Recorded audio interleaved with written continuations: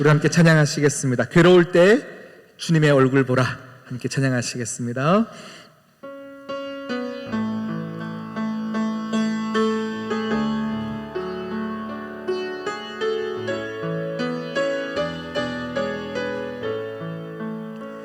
괴로울 때 주님의 얼굴 보라.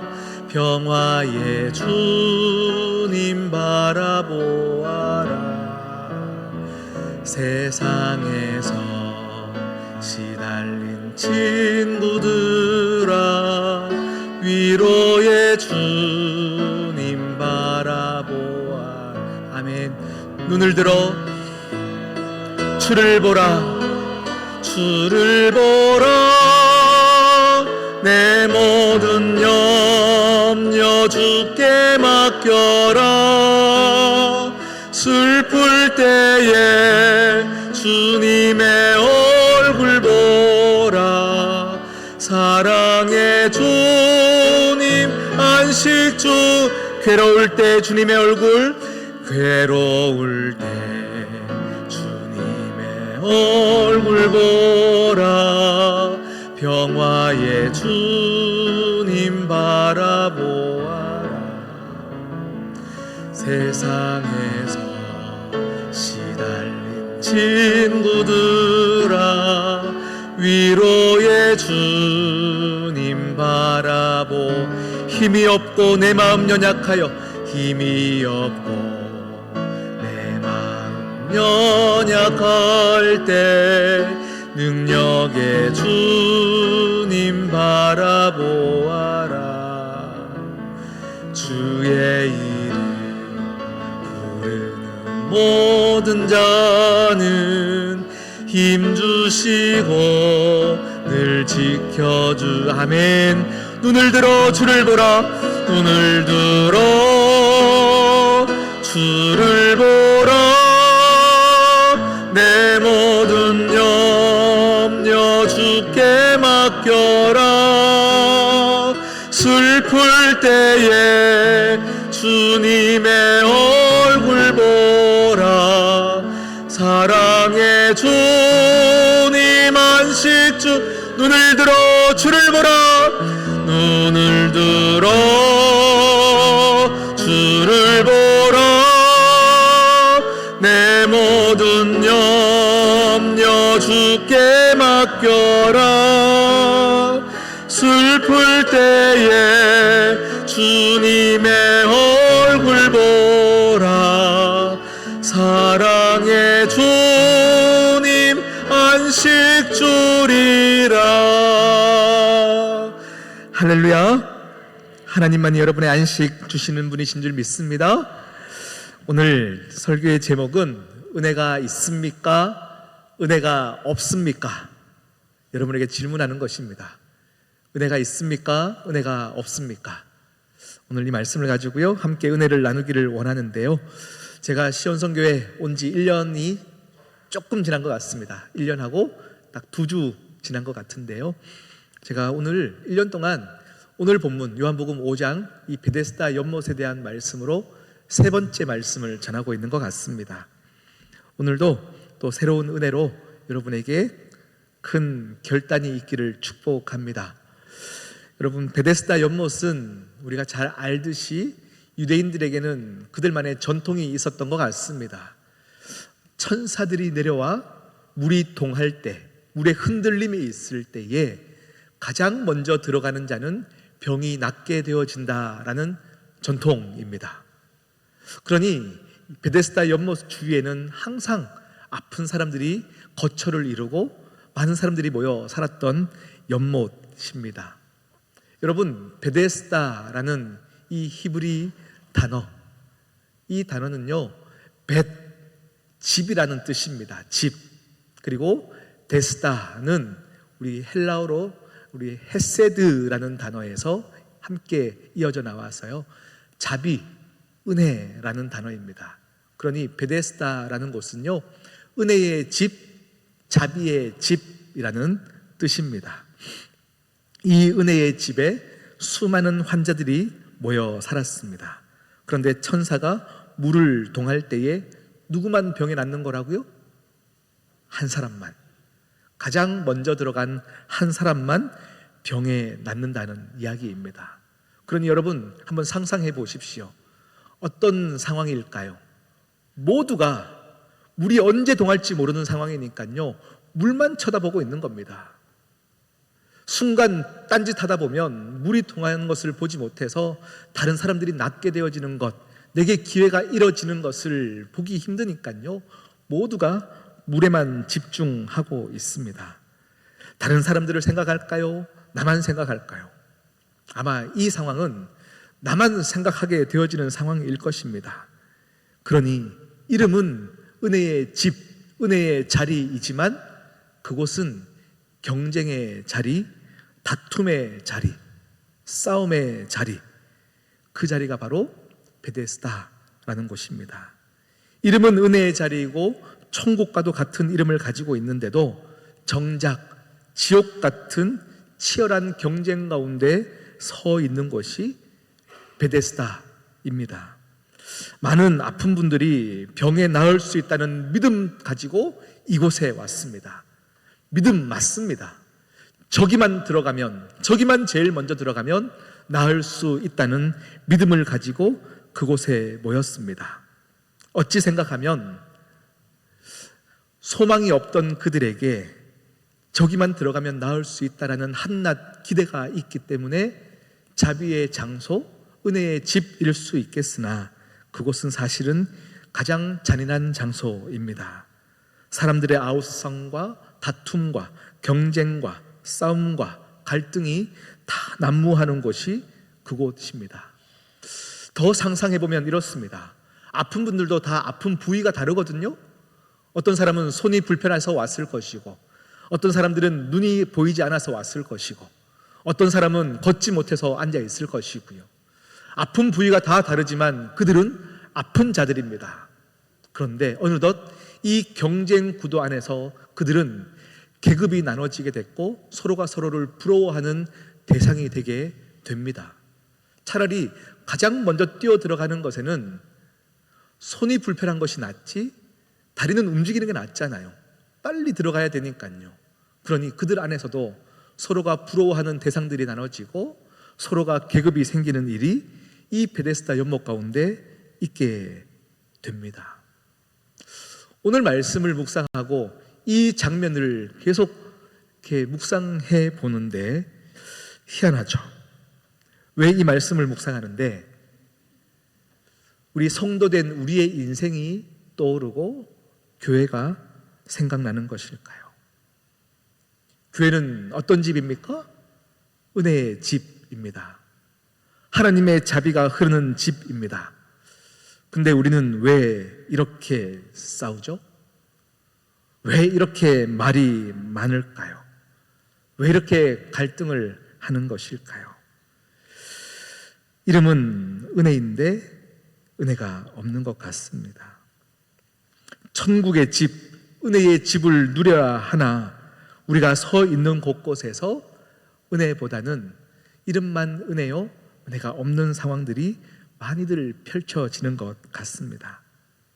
오늘 말씀은 38년 된 걷지 못하는 자가 예수님을 만나서 걷게 되었다라는 것을 알려주는 사건이 아닙니다. 38년 된 병자가 있었던 이 베데스다, 은혜라고 불려지지만 은혜가 없었던 그 자리, 왜 그곳에는 은혜라고 불려지지만 은혜가 없었는지, 그러면 우리는 어떻게 해야 은혜가 있는 은혜의 자리가 되는지를 주님께서 알려주고 싶으신 것입니다. 오늘 그렇게 되기 위해서 세 가지를 함께 나누기를 원하는데요. 첫 번째는 은혜는 자리가 보장해 주는 것이 아닙니다. 은혜는 자리가 보장해 주는 것이 아닙니다. 저는 교역자로 이 자리에 서 있습니다. 목회자의 자리에 서 있지만 이 목회자라는 자리가 저에게 은혜를 보장해 주는 것은 절대 아닙니다.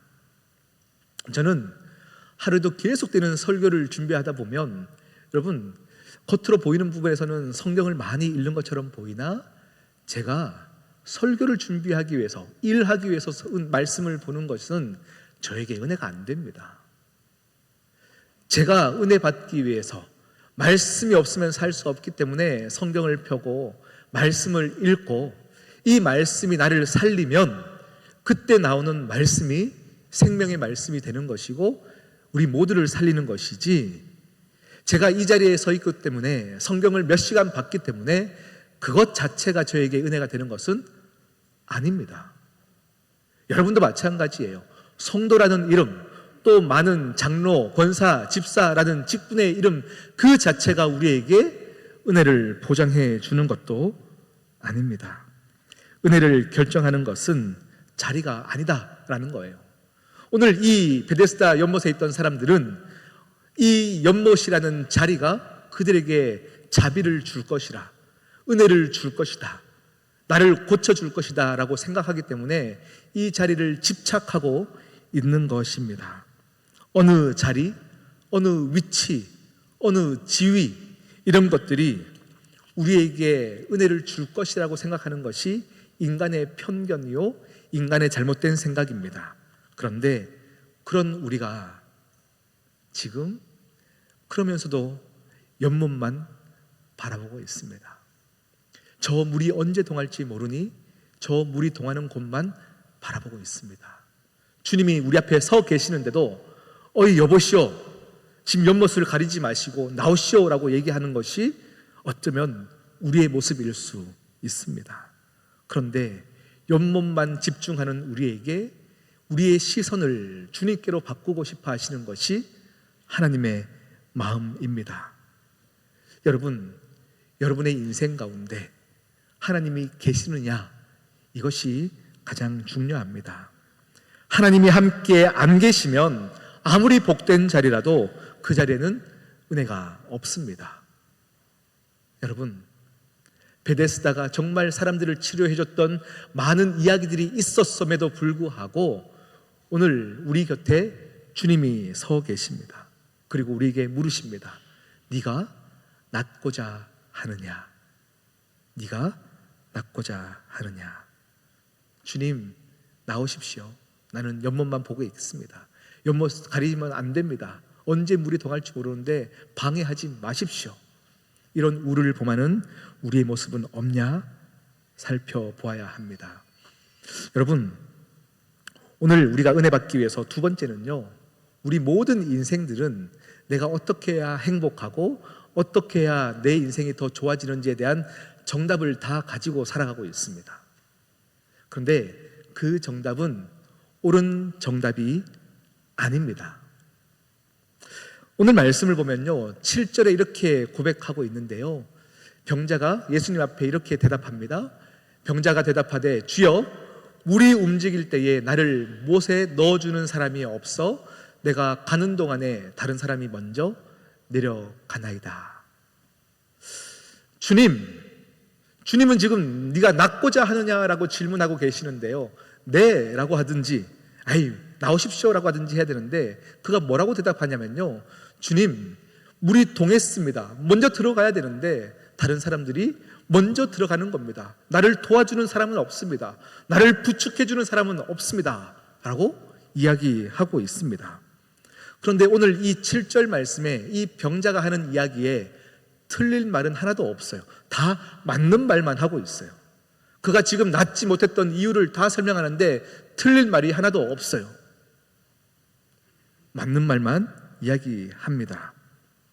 그런데 여러분, 오늘 이 말씀에서 또 이 대화에서 우리가 주목해야 될 것이 있습니다. 잠시 말씀을 내려놓고요, 여러분에게 한 가지 도전을 드리고 싶습니다.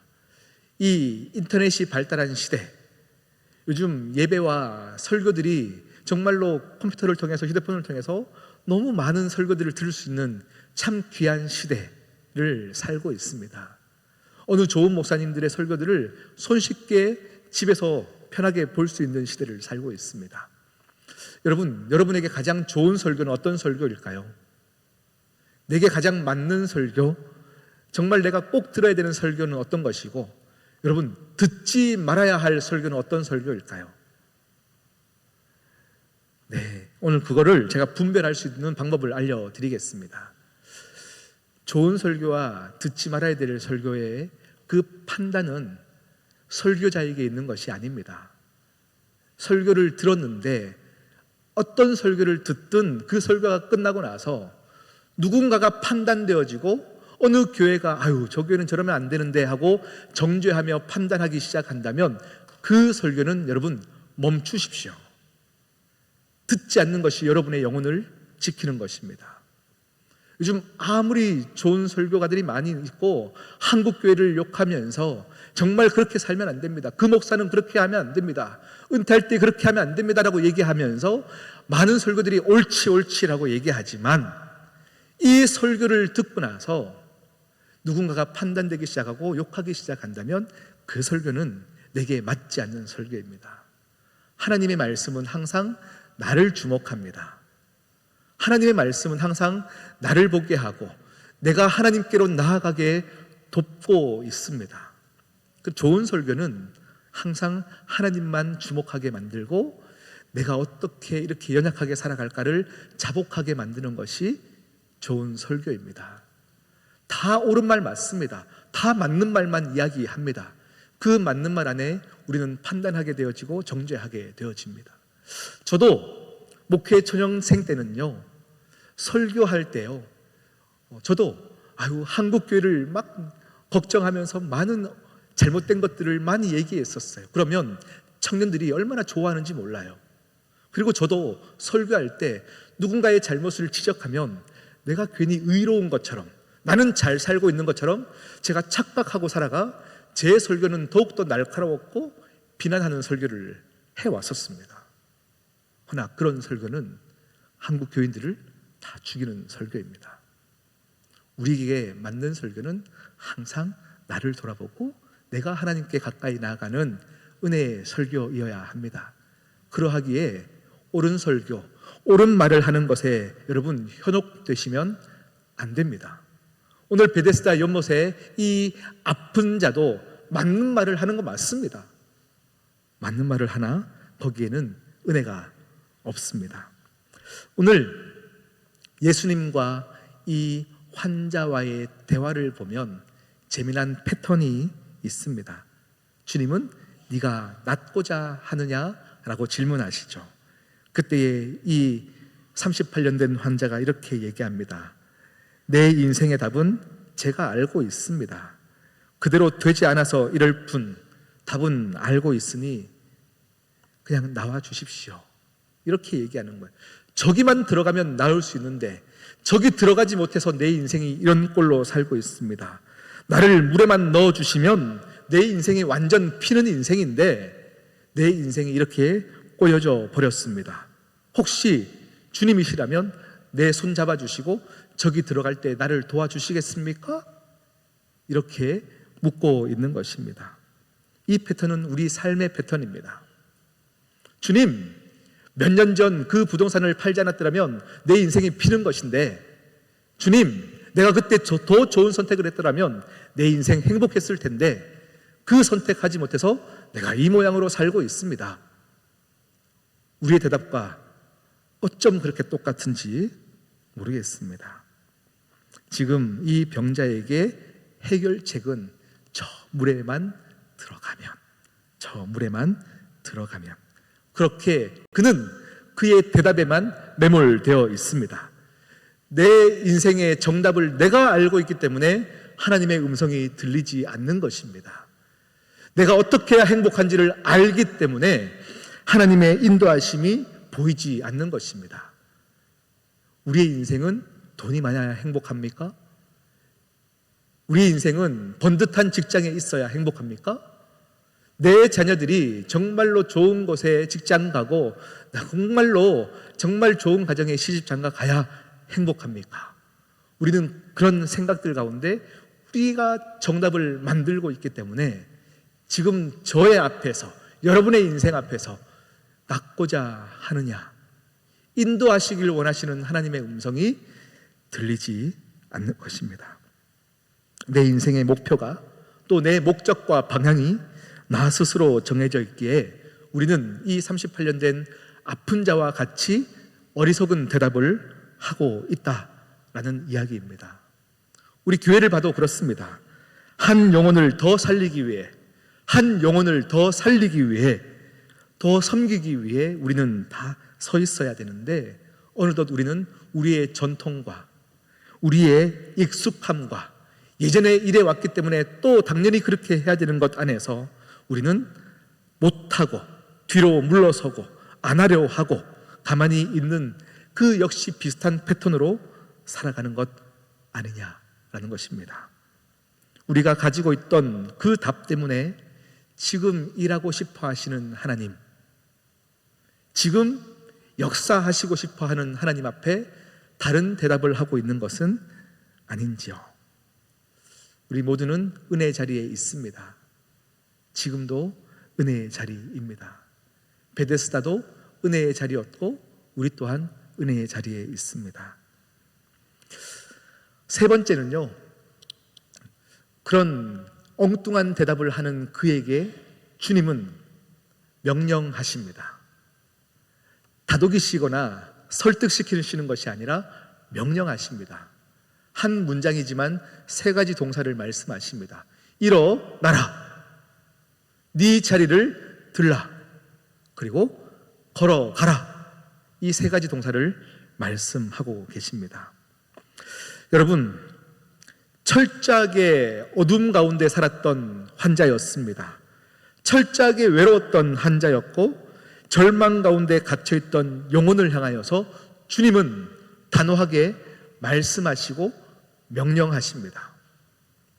창세기 1장, 아무것도 없고 칠흑 같은 어둠 가운데 하나님은 말씀으로 명령하십니다.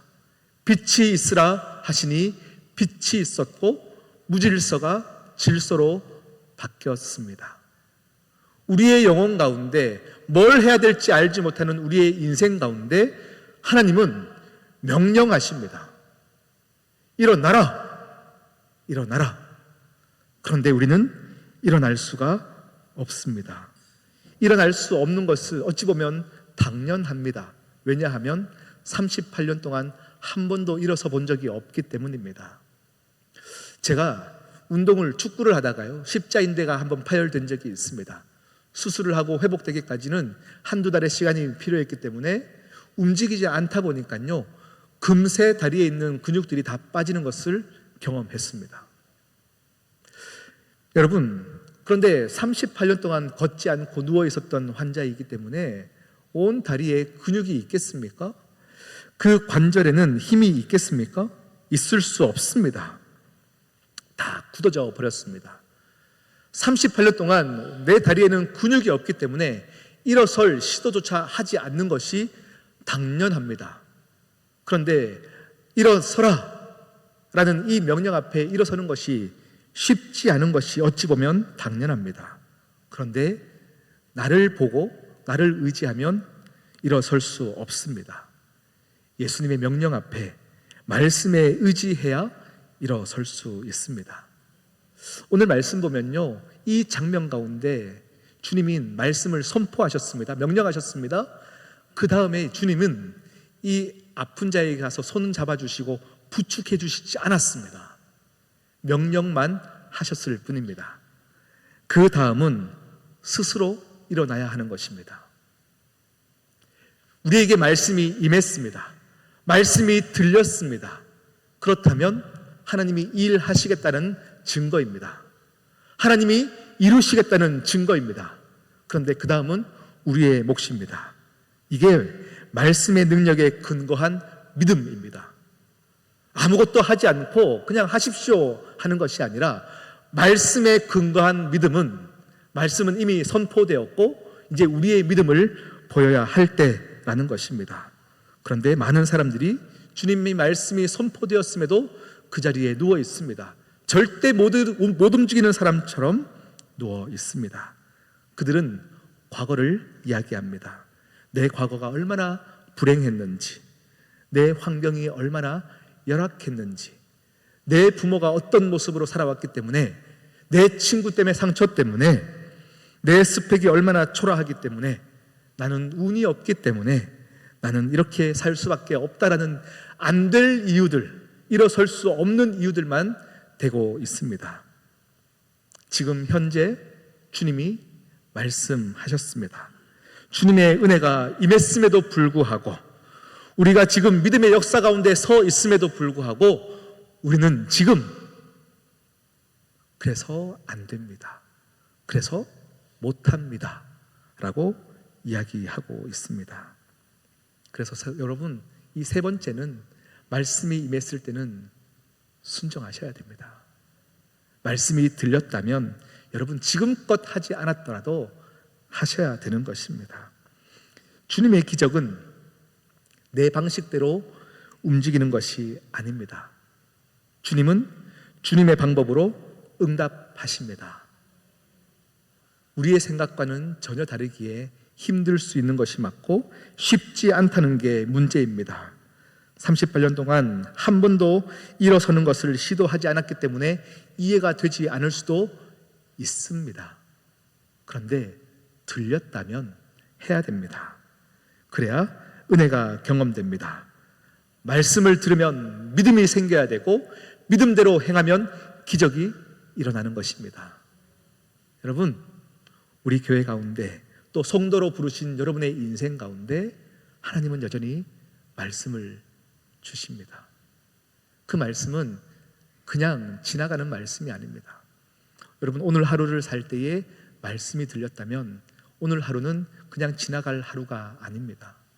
오늘 하루 가운데 또 버텨냄으로, 또 하나님께 순종함으로 나아가 여러분의 인생 가운데 정말 하나님의 말씀이 여러분의 인생 가운데 펼쳐지는 역사가 있기를 소망합니다. 말씀을 듣는 것이 기적의 시작입니다. 그런데 우리가 왜 은혜를 누리지 못할까요? 은혜의 자리에 있으면서도 은혜를 누리지 못하는 이유는 알량한 우리의 정답을 내가 더 신뢰하기 때문입니다. 내 인생 어떻게 살아야 내가 행복하다는 것을 더 고집하기 때문에 하나님의 말씀이 들리지 않는 것입니다. 그래서 내 방법과 내 고집을 내려놓지 않고서는 우리는 오늘 말씀이 이해가 되지 않습니다. 오늘 말씀을 결론 짓겠습니다. 베데스다 연못의 진짜 치유자는 베데스다 연못이 아니요 예수 그리스도이십니다. 우리는 지금 연못만 집중하고 있습니다. 나를 행복하게 해줄 그 어떤 것만 집중하고 있습니다. 그 어떤 것을 얻기 위해 주님 도와주십시오, 손잡아서 저 연못에 나를 넣어주십시오 라고 하는 것이 우리의 기도일 때가 참 많이 있습니다. 그런데 우리는 오늘 이 시간 주님 앞에서 네가 낫고자 하느냐? 일어서라, 이 말씀 앞에 순종하는 여러분 되셔야 합니다. 우리의 치료자 되신 예수님, 그 예수님은 유대 사회 때에도 많은 유대인들이 기준을 정하였습니다. 그러나 진정한 기준은 주님이셨듯이 내 인생 가운데, 우리 교회 가운데도 진정한 기준은 예수 그리스도, 진정한 치유자는 예수 그리스도, 우리 인생의 인도자도 예수 그리스도, 참 목자도 예수 그리스도 한 분밖에 없습니다. 우리들이 이 은혜 자리에 있으면서도 이 은혜의 삶을 누리기 위해서는 연못에 집중하는 것을 멈추고, 할렐루야, 하나님께만 집중하셔야 합니다. 예수님에게 시선을 돌려야 내 병을 고칠 수 있습니다. 과거에 억울했던 시간들을 해결할 수 있습니다. 우리의 삶이 새로워질 수 있습니다. 우리 시온성교회도 우리의 인생도 하나님께만 집중하는 저와 여러분 되시기를 축복합니다. 여러분에게 묻겠습니다. 은혜가 있습니까? 은혜가 없습니까? 은혜의 자리에 서 있습니다. 허나 은혜가 없을 수도 있는 것이 우리의 인생이기에 주님께만 집중하시기를 축복합니다. 기도하겠습니다. 하나님 아버지, 베데스다 연못만 바라보던 우리에게 주님 말씀해 주셔서 감사합니다. 이 말씀 앞에 이제 우리의 몫이 남겨졌는데 한 번도 해보지 않아서 두려울 수는 있으나 순종하게 하여 주시옵시고, 순종할 때에 새로운 역사가 일어나는 것을 경험하게 하여 주시옵소서. 이 모든 말씀 예수님의 이름으로 기도드립니다. 아멘.